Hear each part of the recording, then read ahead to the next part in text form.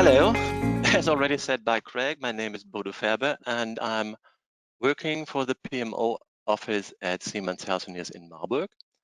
And I'm really happy to share our experience at Siemens Healthineers with the Tempus resource tool with you.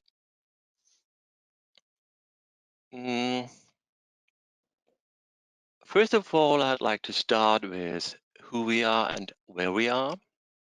And next, I will go over to our project planning process, our planning approach, quarterly planning cycle, allocation and timesheets. And finally, I'd like to share some dashboards with you that we develop for our management to put all information in a very compressed form together.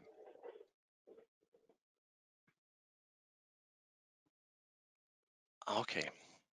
Siemens Healthineers is a very big company in the IVD market. We have more than 50,000 employees in more than 70 countries all over the world. And we are really one of the biggest companies in this business, as you can see on this slide. The Marburg company is just one small part of it. We have around about 1,200 employees over here.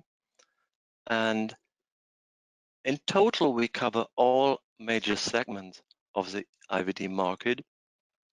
And beside IVD or laboratory diagnostics, we are also one of the largest companies in imaging. And with the upcoming merge with Varian, we will expand our business also in cancer therapies.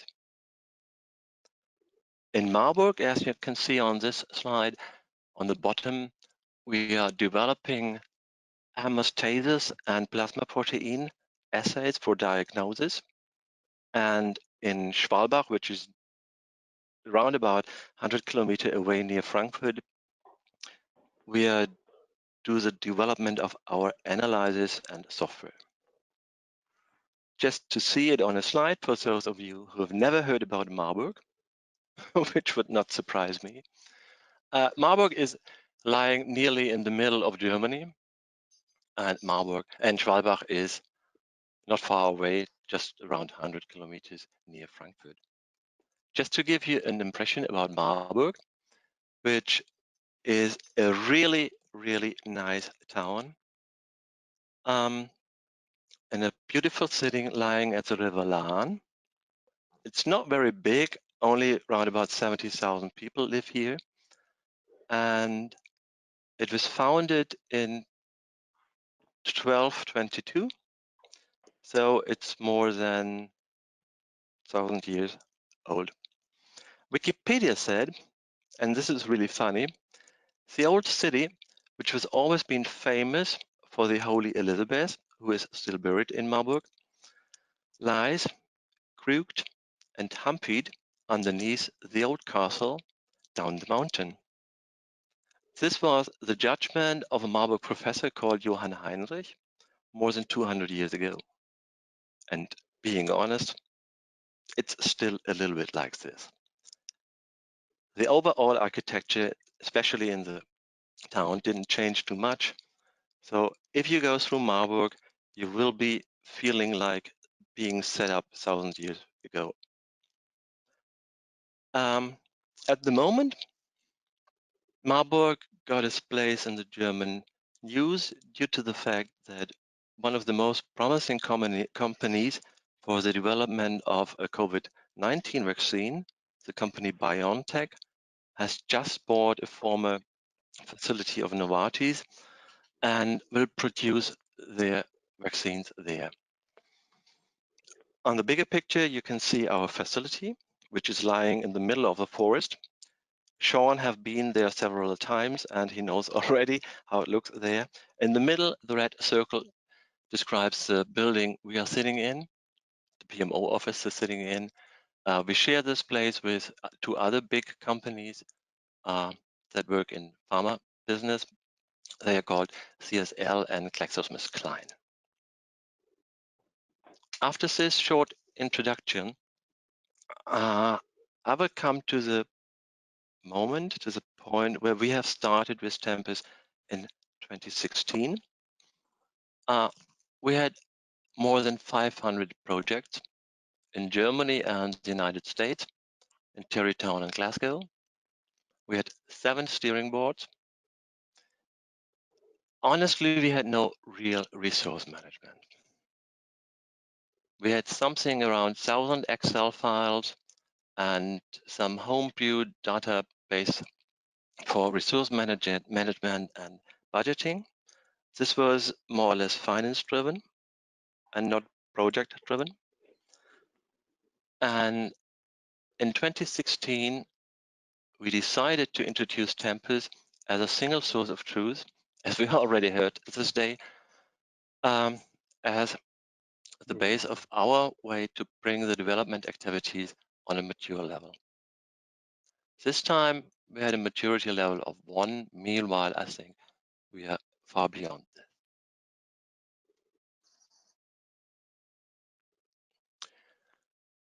Where we are, this is where we are now. We introduced Tempus, and this is really widely accepted by our people. We have a stable resource planning. We have introduced the Tempus timesheet system to check plan versus actuals. We already do data analysis and data consolidation. We have developed dashboards with all relevant information in 1 or 2 sheets, just to show this to our management, to give them a quick overview with all relevant data. We will soon start project scheduling and introduce external costs, because this is always a pain. And within Tempus, we have only one tool people can have a look in and check where their projects are. And for the future, we already started, but we are not at a state of releasing this yet. We will start automation for reporting, and we will try to introduce the skills management, but at the moment we are discussing this with our workers council, and they have to be always involved in every changes we do inside Tempus, we do inside our developing processes. What do we do, or how do we use in Tempus in our project planning process? After this short introduction, let's pass over to this, and I will try to show you our process and just try to transport something we established to have transparency within our project processes. First of all, what did we learn during the past years? The biggest thing was, before we even think about adding a project into our project portfolio, we really need to understand what is the exact project scope. This sounds silly, but once we had a discussion with one of our managers, and we tried to compare developing a car with our job. And he said, well, if you develop a car, everybody knows a car needs to have 4 wheels. That's easy.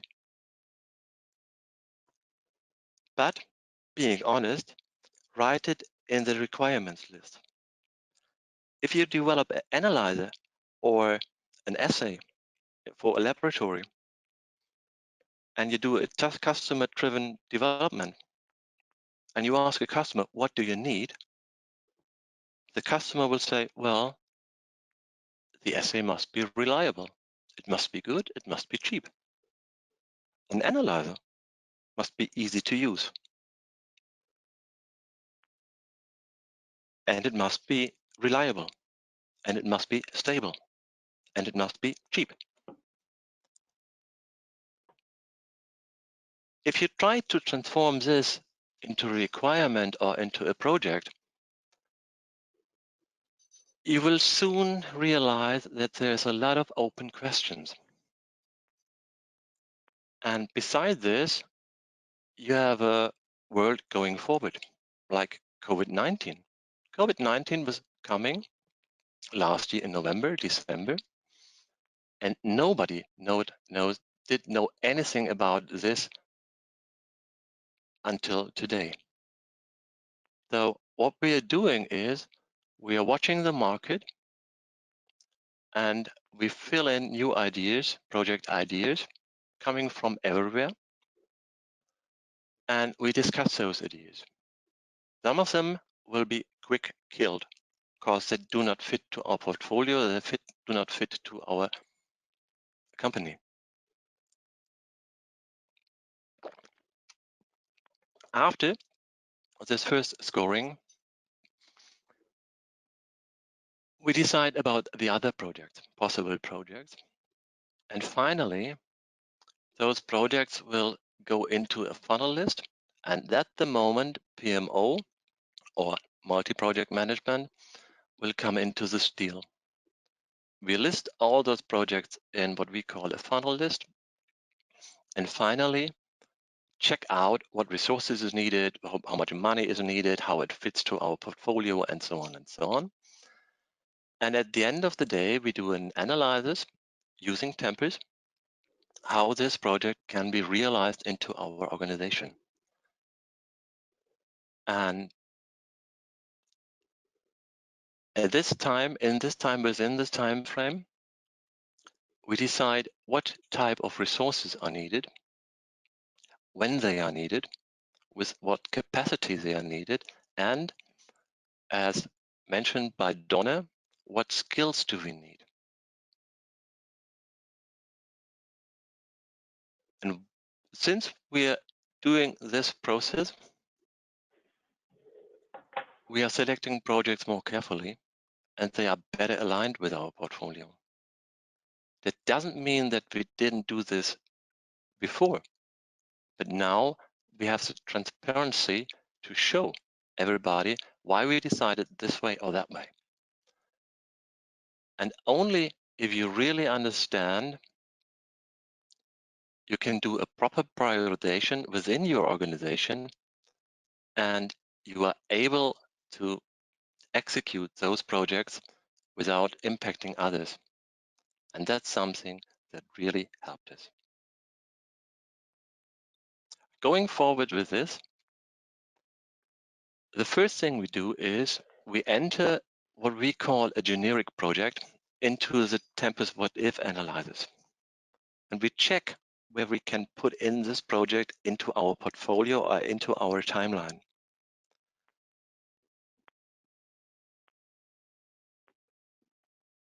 Therefore, we use Tempus, as I already said, we use a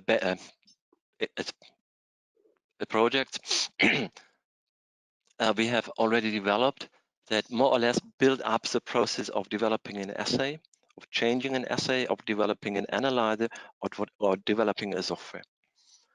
Those model projects are based only on roles. And what we realized is, and this was already mentioned a couple of times today, was that bottlenecks are the most problematic thing within a project. So we really check here very carefully where we can place a project into our portfolio, into our planning. Based, first of all, on generic resources. And those generic resources will, after the decision is done, when those projects can be executed, replaced by named resources with real colleagues. If this process is done, we have decided to go on with a quarterly planning cycle, because as our development times are typically between half a year or a couple of years, it doesn't make any sense to do this replanning on a monthly basis. This is too atomic. Having a quarterly planning cycle is absolutely sufficient for us. It might be other thing for other companies, but for our business, for our company, it's absolutely sufficient. What does it mean? And how do we do that? We said within the next quarter, that means from today on until Christmas, I think most of the people have a very clear idea what they will do within this time.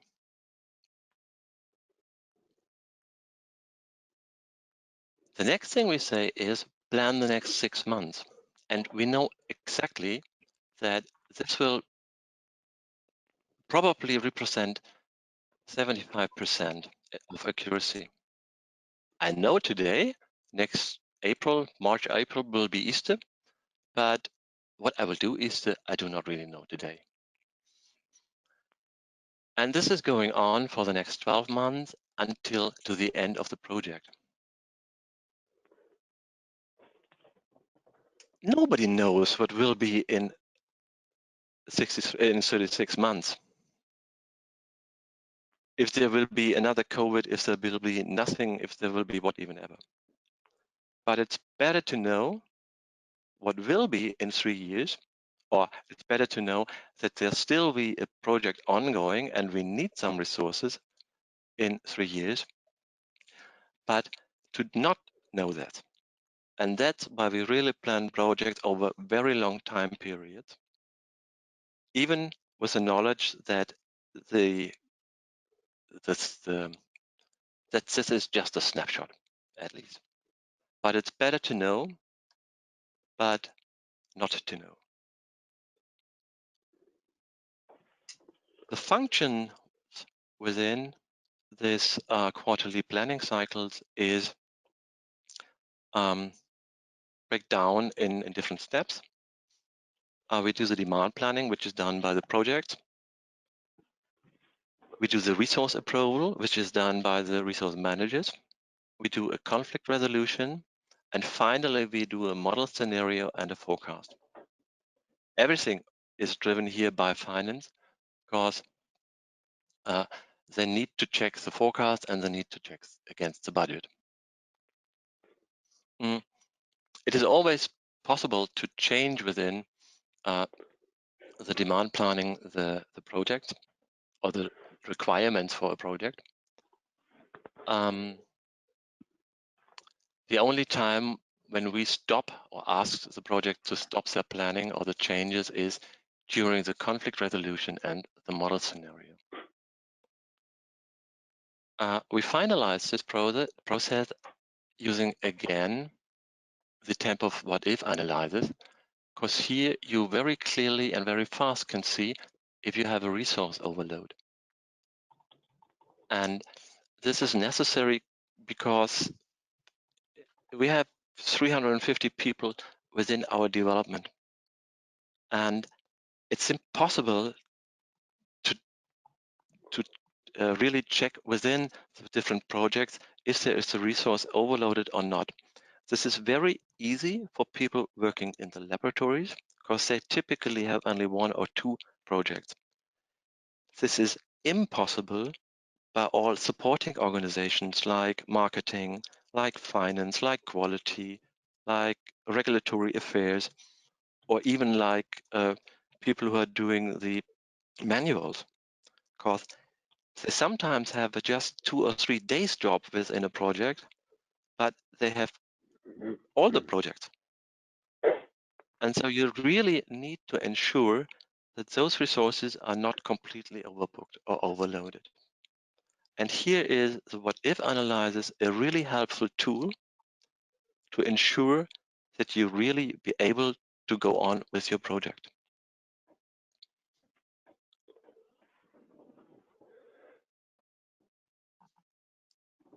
Next piece of this here is summarizing the process again. And what I want to point out here is the planning freeze on the one hand side. And I will not talk about the process if there are no resource conflicts. Typically, we have resource conflicts. And here we go again in a cycle. We try to solve those conflicts. We try to prioritize. And we really check each quarter again, are we able to solve the conflicts and to go on in a process? Or do we have to postpone, put some tasks on another timeline, rearrange things, and so on and so on. And if this process is finalized, we release the planning cycle and go on with our project. We do not stop the project during this time, we just stop the planning. Another really helpful and main part of this process is the timesheets within Tempus. The timesheets process is filled out by every employee. And this is also part of transparency, because if the employee does this by himself and submits this to his timesheet approver, this can be the resource manager, it must not be the resource manager. There's a double check in this process. After these timesheets are released, they go to, we control them, we check them if they are completed, and we open and close periods. And finally, from the MPM office, and finally, all this data evaluation goes to the finance people to check the forecast and check especially forecast versus actuals.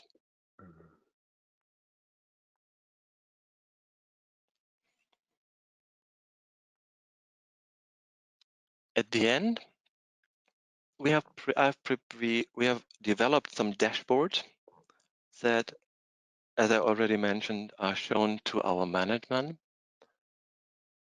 Here is an example where we have a completed overview, for example, for the project. We are using Power BI for that.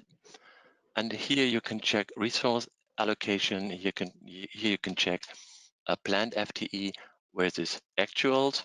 You can see the top 10 projects. You can see the bottom 10 projects. You can see the differences. And you have an overview of all projects are running and how the different departments are involved in each project. This can be done on a yearly basis, on a monthly basis, on a quarterly basis, what even ever. All this data is coming from Tempus as a single source, and all the data used by finance is also coming from Tempus, also as a single source. If you break this down to the project details, you can exactly see how much budget is used, how we share the labor cost versus budget, how is on the bottom right, you see actual versus planned, and you see how many resources are planned on each or used on each role. And you can see in the middle the total budget used for this project. We have a couple of those dashboards. These are only those examples that are related to the Tempus resource management. We have others related to budget, to finance details, to projects within the portfolio, and so on and so on. This is just an example. Finally, I would end up with our future options.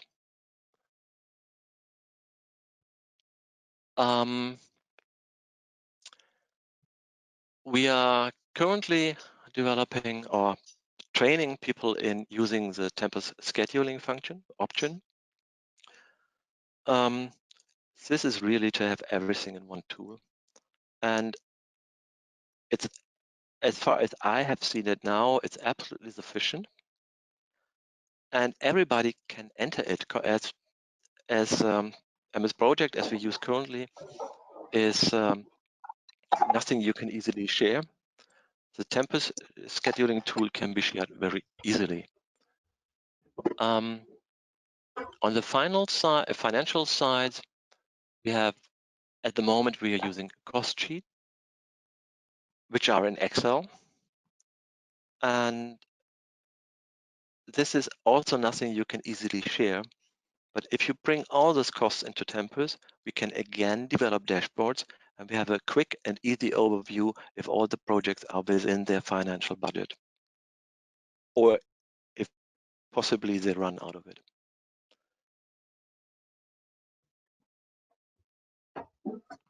Skills matrix I already mentioned.